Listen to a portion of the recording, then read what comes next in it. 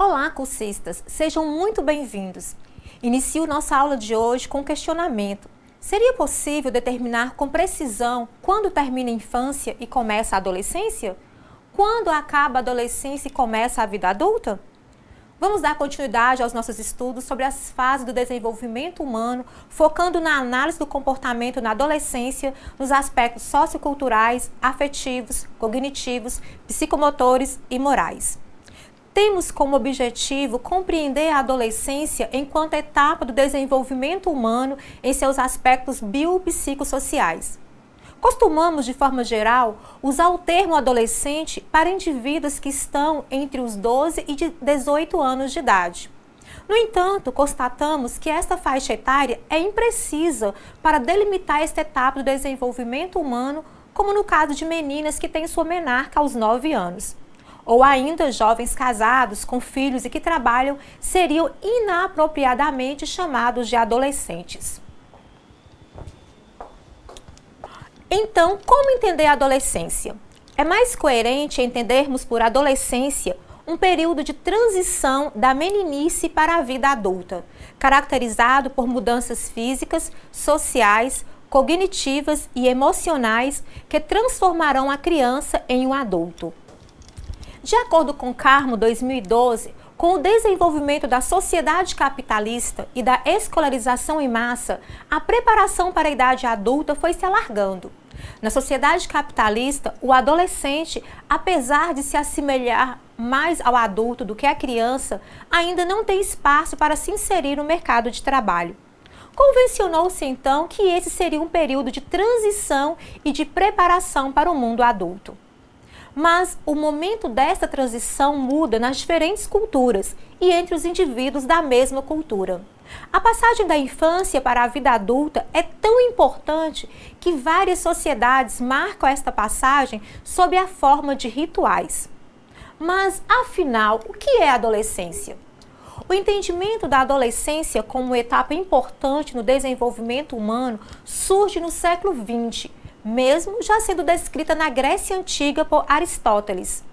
Este descrevia os jovens como apaixonados, irascíveis, capazes de serem arrebatados por seus impulsos. Mas nessa época não existia uma cultura adolescente como a de hoje. Nem a adolescência era entendida como um estágio particular do desenvolvimento até o final do século XIX.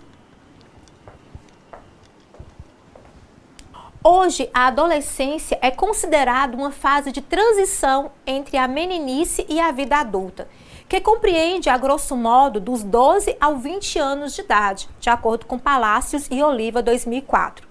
Isso porque algumas crianças já começam as transformações físicas aos 9 anos, como a menarca para as meninas, por exemplo. Já pelo Estatuto da Criança e do Adolescente, o ECA, que garante proteção integral às crianças e adolescentes, é delimitada a adolescência entre os 12 e os 18 anos de idade. Importante se faz aqui também fazer uma diferenciação entre dois termos que têm significados diferentes, a puberdade e a adolescência. A puberdade é caracterizada por um conjunto de mudanças físicas, transformando o corpo infantil em corpo adulto, capacitando-o para a reprodução. Ela é fenômeno universal para todos os membros da espécie humana, ou seja, todos os seres humanos passam por tais transformações quando atingem seus 12 anos ou até antes. Já a adolescência é fato psicossociológico, porque envolve, além das mudanças físicas, as mudanças afetivas, sociais e cognitivas, podendo se prolongar por mais de uma década de vida. Nesse sentido, a adolescência não é universal, pois suas características vão depender da cultura e do momento histórico em que os indivíduos estão inseridos. Entrar para o mundo adulto é, pois, desejado e temido pelo adolescente, tendo ele que se confrontar com as alterações corporais que mudam sua posição frente aos pais, à sociedade e a ele mesmo, o que só se faz possível através de um lento processo de luto até alcançar a maturidade ou status adulto.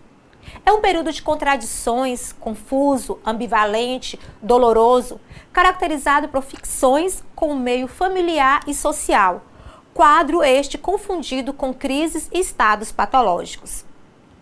Analisaremos a partir de agora as complexas interações entre os níveis biológico, psicológico e sociocultural, segundo os vários teóricos que contribuíram para a compreensão do desenvolvimento humano. Cada sociedade vai estabelecer critérios que o jovem deve atingir para obter o status de adulto. Para a nossa sociedade, estes critérios seriam, segundo Levitsky, maturidade, independência, autodeterminação, responsabilidade e atividade sexual efetivamente adulta. Nosso contexto cultural não facilita a transição da adolescência para o status adulto, devido às condições sociopolítico-culturais que tornam a adolescência mais prolongada e complexa, e por se realizar no momento histórico de intensas e rápidas transformações da sociedade, com rupturas de uma série de paradigmas, ideias, valores morais e estéticos, processos de pensamento, dentre outros. Mudanças na configuração familiar se fazem presentes. Houve uma alteração na família patriarcal, que tinha os papéis de seus membros sólidos e hierarquicamente consolidados, para núcleos familiares menos coesos e estáveis. O grupo familiar se reduziu, passando a ser composto por pais e filhos somente. Novas famílias surgem reconstituídas por resultado da dissolução de casamentos. A fertilização assistida permite que uma mulher tenha filhos, produção independente sem um parceiro. A saída da mulher para o mercado de trabalho diminuiu o tempo de contato com os filhos. E não houve uma mudança no papel tradicional masculino, tanto no investimento afetivo como no tempo dedicado aos filhos. Crianças e adolescentes ficam, então, sob a responsabilidade de avós ou outros cuidadores, passando tempo na internet, jogos eletrônicos ou televisão. As relações entre pais e filhos ficam mais horizontais, com maior proximidade afetiva, mas, em compensação, não são estabelecidos critérios normativos claros que monitorem os filhos. Valores que ancoravam as identidades dos sujeitos ditados pela religião ou tradições morais foram substituídos pelo saber científico, desestabilizando a história dos sujeitos pela perda de referências acumuladas num passado que guiasse as ações presentes. As mudanças na vida pública gerada pela sociedade de mercado e precarização das redes de apoio social geram um sentimento de incerteza e instabilidade quanto ao futuro, repercutindo profundamente na constituição das subjetividades e nas relações familiares e produzindo adoecimento pelo sofrimento psíquico. As relações dos adolescentes no mundo refletem esse panorama histórico-social. Suas identidades são construídas através do consumo de imagens breves e perenes. Vivem no dia a dia, já que a incerteza do futuro domina o cenário. Não se baseiam mais em tradições para planejar o futuro, pela transitoriedade ser a norma social. A rapidez da comunicação e a força do mercado de consumo alteraram a percepção do tempo. O tempo hoje é breve e valores relacionais. Por viverem numa cultura de produtos descartáveis e efêmeros, as relações entre as pessoas acabam tendo também tais características, tornando o próprio sujeito algo descartável, um objeto. Há uma modificação na forma de perceber a violência e a erótica em função de um processo de banalização frente à violência e sexualidade a que estão expostos, principalmente na mídia. E dentro desse panorama, pergunta-se quais são as mudanças físicas na adolescência. O processo de transformação corporal se dará de forma gradual durante vários anos na adolescência, produzindo mudanças bastante significativas, que terão impacto no nível psicológico, afetando a forma de pensar, agir e sentir dos adolescentes. Os corpos infantis dos meninos e meninas são iguais, com exceção dos órgãos sexuais. Com o decorrer da puberdade, os corpos masculinos e femininos irão se diferenciar, tanto em suas características sexuais primárias, órgãos reprodutores, quanto nas suas características sexuais secundárias, mudança de voz, pelo facial, alargamento dos ombros dos meninos, crescimento das mamas e alargamento dos quadris nas meninas.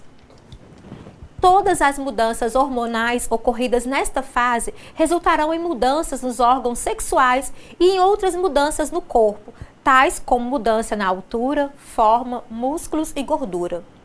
O bebê cresce até 30 centímetros no seu primeiro ano de vida. Depois há um crescimento mais lento até chegar à puberdade, onde haverá o estirão de crescimento que pode chegar de 7 a 15 centímetros por ano durante vários anos. Após esse estirão, o adolescente aumentará de forma mais lenta sua altura e peso até chegar ao seu tamanho final como adulto. Ao mesmo tempo, haverá uma mudança na forma e proporção do corpo do adolescente de forma assimétrica. Primeiro crescerão as mãos e os pés até chegarem ao tamanho adulto. Depois crescerão os braços e pernas e o tronco de forma mais lenta. A cabeça e o rosto também mudam. As arcadas dentárias crescem para frente e torna-se mais proeminente a testa, que dá uma aparência óssea e angulosa, principalmente nos meninos. Meninos e meninas tornam-se mais fortes na adolescência porque as fibras musculares e os tecidos ósseos crescem rapidamente, mas isto é mais evidente nos meninos. Apesar de grande parte dessa diferença entre homens e mulheres serem resultado de diferenças hormonais, o contraste torna-se maior devido aos níveis de exercícios físicos na adolescência. De modo geral, durante e após a puberdade, há um aumento na proporção de gordura entre as meninas e uma redução entre os meninos, mesmo quando comparados às meninas que praticam exercícios físicos. Na puberdade, há também um aumento em vários órgãos do corpo, principalmente o coração e pulmões, o que também contribui para aumentar a força física, velocidade e resistência mais para os meninos do que para as meninas. E agora discutiremos sobre o desenvolvimento da maturidade sexual. O desenvolvimento da maturidade sexual plena é também desencadeado pelas mudanças hormonais da puberdade e obedece a uma sequência definida, divididas em 5 estágios de acordo com Turner.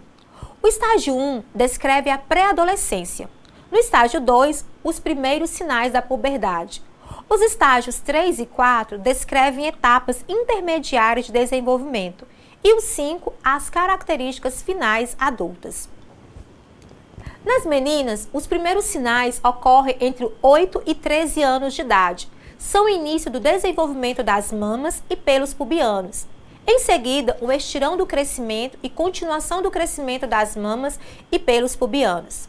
Após 2 anos dessas mudanças, acontece a primeira menstruação, chamada de menarca, seguida pelo estágio final de crescimento das mamas e pelos.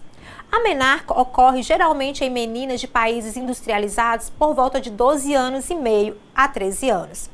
Nessa etapa inicial, os ciclos menstruais são irregulares, ou seja, não há ovulação todo mês. E qual a consequência prática deste fato? Tal fato apresenta consequências para jovens que têm vida sexual ativa, pois a irregularidade do ciclo menstrual pode levar a uma crença errônea de que essas adolescentes não engravidarão por serem muito jovens. Além disso, tal irregularidade do ciclo torna não confiável o uso de métodos contraceptivos como a tabelinha ou o coito interrompido, por exemplo, acrescida a falta de conhecimento adequado sobre reprodução. E vivenciamos os impactos dessa realidade. A título de ilustração, menciono os dados veiculados no G1 com base na Pesquisa Nacional por Amostra de Domicílios, o PNAD de 2013, mostrou que o Brasil tinha 5,2 milhões de meninas de 15 a 17 anos. Dessas, 414.105 tinham pelo menos um filho. Deste grupo, apenas 104.731 estudam. As outras 309.374 estão fora da escola. Quanto ao desenvolvimento sexual dos meninos, as primeiras mudanças são o pequeno aumento dos testículos e escroto entre 9 e 14 anos de idade e poucos pelos pubianos sem pigmentação no estágio 2 de Turner. No estágio 3, há um pequeno aumento do pênis em seu comprimento e continuação do aumento dos testículos e escroto. 2 anos depois do aparecimento dos pelos pubianos, aparecem os pelos faciais e das axilas. A mudança de voz ocorrerá mais ao final do processo.